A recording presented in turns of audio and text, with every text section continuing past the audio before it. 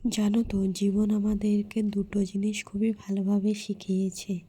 এক হয়েছে নিজেকে নিজেই খুশি রাখা, আর এক হয়েছে ভগবানকে ছাড়া কাউকে বিশ্বাস না করা।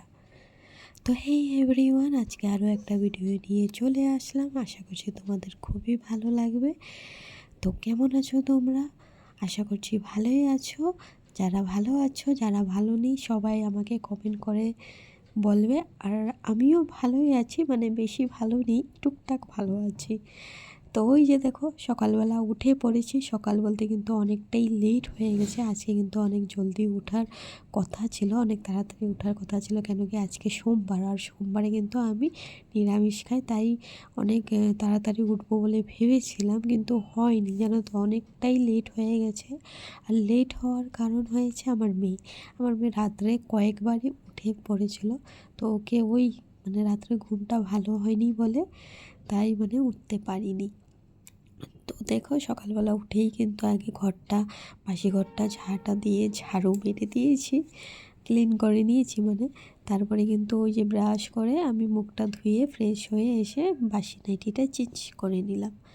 আর জানো তো, রান্নাঘরের কাজ কিন্তু আমি পুরো করে রেখেছিলাম, রবিবারের রাত্রে করে রেখেছিলাম। যে আমি মনে মনে ভেবেছিলাম বাই চান্স যদি আমি লেট হয়ে যায় তো অনেকটাই লেট হয়ে যাবে।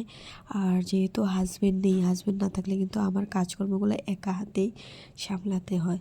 আর তার মধ্যে কথা হয়েছে, হাজব্যান্ড থাকলে কিন্তু আমি ভিডিও একদমই করতে পারি না। জানি না কেন, আমার একদম মনে করে না ভিডিও করতে। ও না থাকলে কিন্তু প্রায় আমি ভিডিও করি। তো দেখো, ওই যে রাত্রে যে কাজগুলো করে রেখেছি, কত কাজ দিয়েছে দেখো। সকালবেলায় লেট হয়ে গেছে, কিন্তু টেনশন অত একটা হয়নি। তো ভেবেছিলাম কি সকালবেলায় স্নানটা করে নেব, কিন্তু যেহেতু লেট হয়ে গেছে, এখন আর কি করব বলো। তাই বাসি নাইটিটা চেঞ্জ করি, সিধা চলে আসলাম কিচেনে। আর কিচেনে আজকে বানাবো যে, আগের দিন চানা ভিজিয়ে রেখেছিলাম। আর চানাগুলো হয়েছে জানো তো ছট পূজাতে অনেকেই যে প্রসাদ দেয়, তো সঙ্গে চানা প্রসাদটাও দিয়েছিল। তো কয়েকদিন ধরে রেখেছিলাম। তো ভাবলাম যে সোমবারে তো আমি নিরামিষ করব, ওই দিন আমি আলু দিয়ে তরকারি একটা করব পাতলা করে। তো ওটাই ভেবে আমি চানাটা আর আলুটা বয়েল দিয়ে দিলাম, আর সঙ্গে বানিয়ে নেব রুটি। আর এদিকে তো মেয়েও অনেক দিকদারি করে জানো তো। এই যে রান্নাঘরে আসার পরে কিন্তু মেয়ে উঠে পড়েছিল। তো ওইখানে চানাটা আমি বয়েল দিয়ে দেবো, আর সঙ্গে এখানে রুটি বানিয়ে দেবো। আর ছেলে যাবে স্কুলে। আর ছেলে কিন্তু ওই তোমরা সবাই দেখেছো, ওই বিছানাটা ক্লিন করছিলাম, ওটাতে শুয়েছিল। তারপরে কিন্তু সকালবেলা উঠে কিন্তু ও আবার আমাদের বিছানাতে গিয়ে শুয়েছে।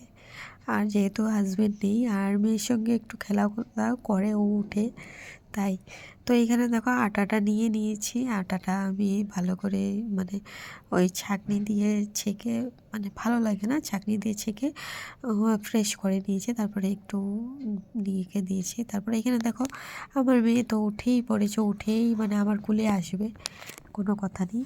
তারপরে উঠে দেখো, ও আমার সঙ্গে কাজ করতে লেগেছে। কী যে কাজ করে কি বলবো। এই যে আটার গোল্লাগুলো শুধু নিচে ফেলে দেয়, আর আমার পিছনে পিছনে চলে যায়। জানো না, আমি যেখানে যাব ওখানে যাবে। কী যে বলবো। ওই যে দেখো, আমি কিচেনে চলে যাই তো আমার পিছনে পিছনে। আর এখানে জানো তো, একা হাতে সবটাই সামলাতে হয়। সকালবেলা যে আমি কি যুদ্ধ করি, কি বলবো। আর ছেলের স্কুল থাকলে তো কোনো কথাই নেই, ছেলেকে খাওয়া বানিয়ে দিতে হবে। আর দেখো, ছেলে স্কুল যায়, ওকে তো দিতেই হবে না, ব্রেকফাস্টটা না দিলে হয় না। সবসময় তো অন্য কিছু দিতে পারি না, না। তারপরে দেখো, এখানে মটরটা আলুটা সিদ্ধ হয়ে গেছে টোটালি। তারপরে এখানে আমি প্রেশার কুকারটা আবার ধুয়ে ওখানে কিন্তু তেল, কাঁচা লঙ্কা, টমাটার, তেজপাতা আর একটু কালি জিরে দিয়ে ফোড়ন দিয়ে দিয়েছি, কেন কি পেঁয়াজ রসুন তো দেবো না, তাই। তো তারই মধ্যে এক এক করে মশলা, তারপরে যাবতীয় যেগুলো মশলা লাগে সেগুলো দিয়ে দিয়েছি। আর একই সঙ্গে কিন্তু মটর আর চানা আর আলুটা কিন্তু আমি এখানে তোমার ফ্রাই হওয়ার জন্য দিয়ে দিয়েছি। তারপরে এই যে দেখো, মাখো মাখো হয়ে গেছে। তারপরে যখন মশলাটা ভাজা হয়ে গেছে, আমি প্রেশার কুকারটা বন্ধ করে দিয়েছি। তারপরে আমার জন্য একটু চাও করে দিয়েছি। আর চা খাওয়ার আগে কিন্তু আমি একটু গরম জল খাই। আর গরম জলটা খাওয়ার অভ্যাসটা আমার কিন্তু প্রেগনেন্সির টাইম থেকেই হয়েছে, বুঝলে। তখন তো আমার খুব গ্যাস হয়ে যেত, তাই আমি গরম জল খেতাম। তখন থেকেই কিন্তু আমার এই অভ্যাসটাই হয়ে গেছে। তারপরে দেখো এখানে কিন্তু মটরটা সিদ্ধ হয়েই গেছে, টোটালি তরকারিটা হয়ে গেছে, কিন্তু ছেলে কিন্তু খায়নি। ছেলে আগের দিন মাংস করেছিলাম ওই তরকারি দিয়েই খাচ্ছিল।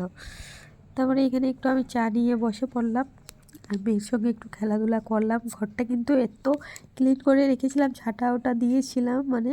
তারপরে আমার মেয়ে তো দেখো সব কিছু বের করে মানে উলট পালট করে দিয়েছে ঘরটাকে, দেখেছো কী বদমাশি করে। তারপরে এখানে ছেলে যাবে, ছেলের সঙ্গে ও চলে যাবে স্কুলে। তো বাই বাই, টাটা। ভালো লাগলে লাইক কমেন্ট শেয়ার করবে। তো বাই, আবার পরে একটা ভিডিও নিয়ে চলে আসবো। Bye bye, tata.